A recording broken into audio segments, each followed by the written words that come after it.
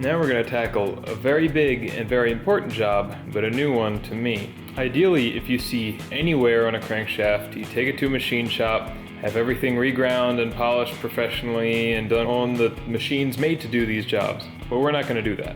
Because I've never tried this before, I've already done some practicing and figured out the method I like to use, and these are all polished over here. But these three I haven't touched, and they are by far the worst of them all. The method I'm using is stupid simple and just takes a little bit of time. Again, this isn't going to fix any deep grooves and is kind of barely going to fix grooves at all, really.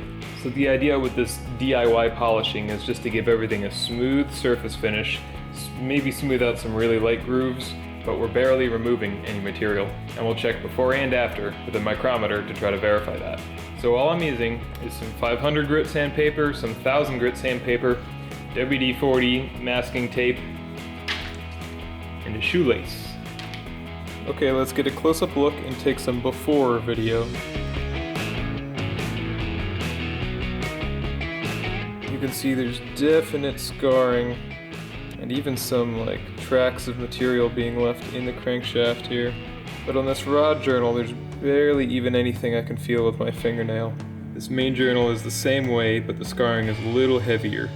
I can start to feel it with my fingernail, and it doesn't get caught up on anything, but you can just feel a couple of these ridges.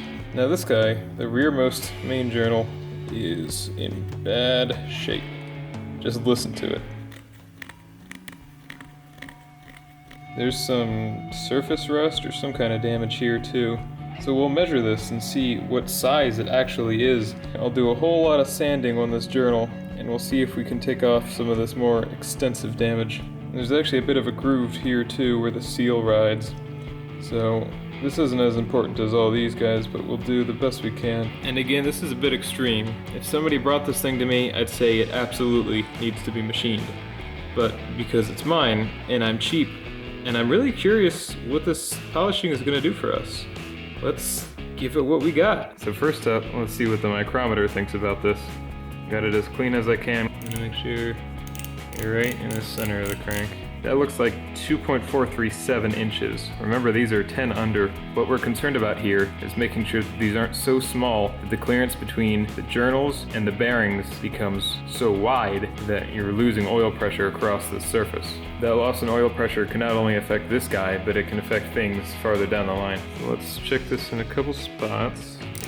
It is right on the line at 2.437, 2.4375, 2.437. So it seems like the smallest diameter is 2.437 inches. Now that is still an acceptable oil clearance, but it is getting on the large side and not accounting for any extra space between this and the bearing.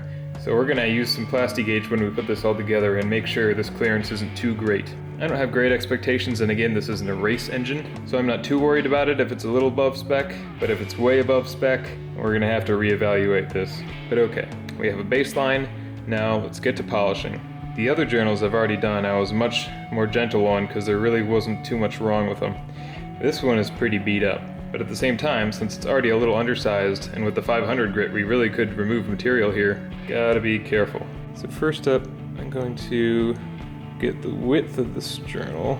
Take a piece of this 500 grit sandpaper, use that same width measurement here, and cut a piece. So I've already cleaned this journal up the best I can, and I'm just gonna take a strip of tape. We're gonna make sure our 500 grit strip is the right size. Spray everything down with WD-40, including our wet and dry. Wrap it around pretty tightly. It doesn't have to be crazy, but get it as tight as you can. And then tape it. Obviously, I'm using masking tape on top of oil, so it doesn't stick amazing, but it sticks pretty well to itself. Okay, so now we've got a nice piece of 500 grit on there, ready to go. So all we're gonna do here, wrap it around a couple times, is try to spread out the force all the way across the journal, get it tight, and it should usually start turning your sandpaper. And that's the whole idea. That's the whole process here, really. just using this method to try to get a nice even sand all the way around this journal. It seems to have worked very well so far, but since this guy is really damaged, we're gonna give it hell. So we're gonna start this off, turning it in both directions. If you have something like a nice wide leather strap, something that'll grip the sandpaper better, all the better to use it. It'd also probably be a good idea to strap down the crankshaft, but this has been working okay so far. And I've seen some people suggest that you want to do this in the direction of crank rotation. So at the end here, we're going to go only in that direction. That obviously wouldn't apply to rod journals since the rod is going to be moving in both directions on the crankshaft. Since the small block Chevy rotates clockwise, you'd want to ideally polish it in the counterclockwise direction. Theoretically, the idea there is you're kind of laying the grains of metal over in a direction where it should be smoother in the direction of rotation. In doing this by hand, I'm trying to do the same thing with the shoelace and apply even force.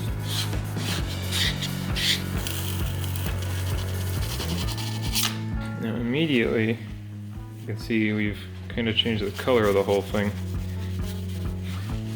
And you can also see what's coming off of there. I think most of this is probably from the sandpaper, but we are removing bits of metal from the crankshaft. So that scarring is definitely still there, but already there's only this one groove left that's kind of catching the fingernail. Everything else is doing pretty well. With that surface clean, let's try the mic again. Right on the dot at 3.7. Right on the dot at 3.7, maybe a hair over 3.7. Again, just a hair over 3.7. So clearly we've barely removed anything at all, but the surface finish is already much, much better. Now, like I mentioned, because this one is so damaged, I'm gonna give this a lot more sanding than I gave the other ones. So I'll stick with 500 grit, but we'll see what some aggressive sanding will do to this.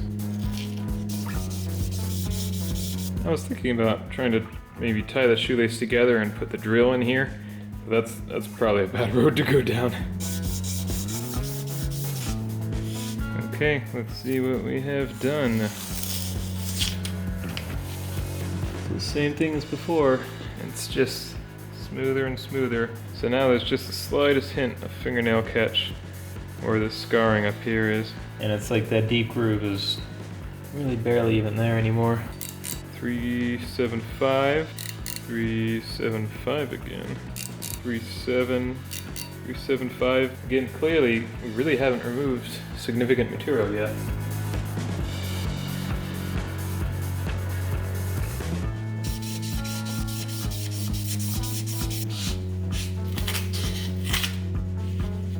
So I did it one or two more times. The measurements are still the same, and it feels pretty smooth. Now I'm gonna take the 1000 grit, cut it the same way, do everything exactly the same, and just try to get a real good finish on there.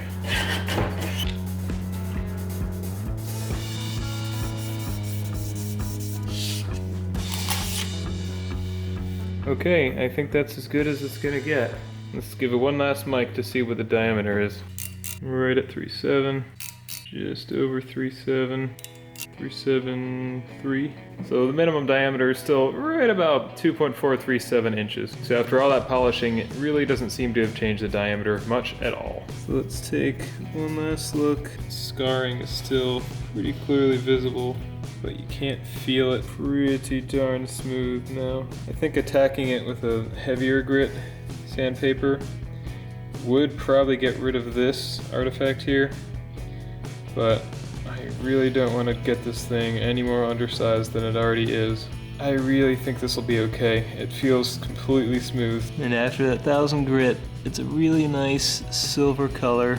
You could go to a higher grit and get like a mirror finish if you really want. I've seen some people recommend kind of deburring the oil gallery holes after doing polishing like this, but I really don't think you're removing enough material. I can't feel any kind of sharp edges on any of these guys, so I'm not going to worry about that. So there, that's the results we get. The final test will be plastic gauge when we put everything back together, but for now I'm going to knock out the rest of these journals that need to be polished.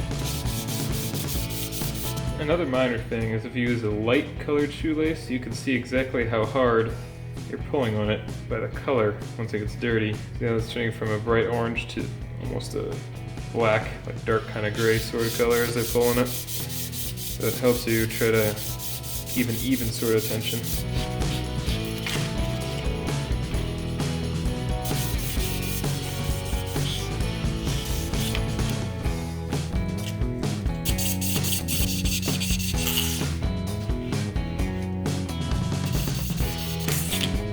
I was thinking about finding a way to polish the thrust bearing surfaces, but they actually feel like glass. They feel super smooth. I'm just gonna leave them alone.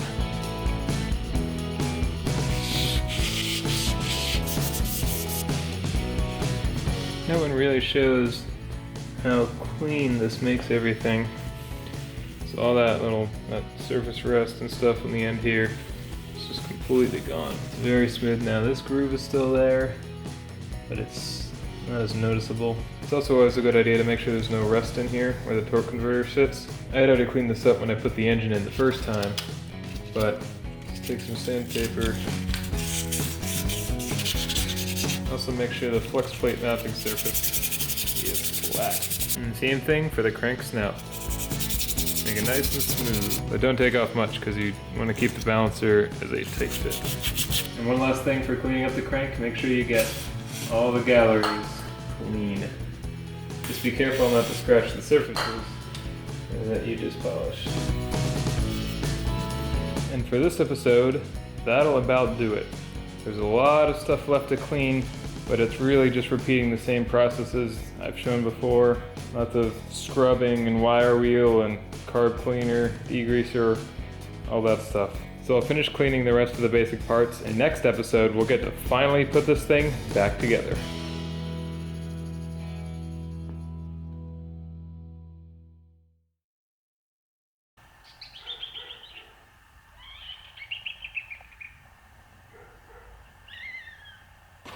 Okay, now let's just try putting the cap on again.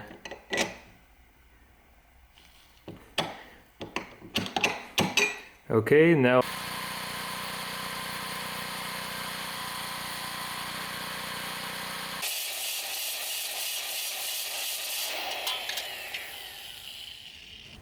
Whoops! But this isn't the library.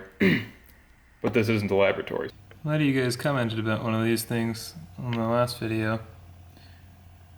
They're just my little buddies. My little buddy. He just wants to help.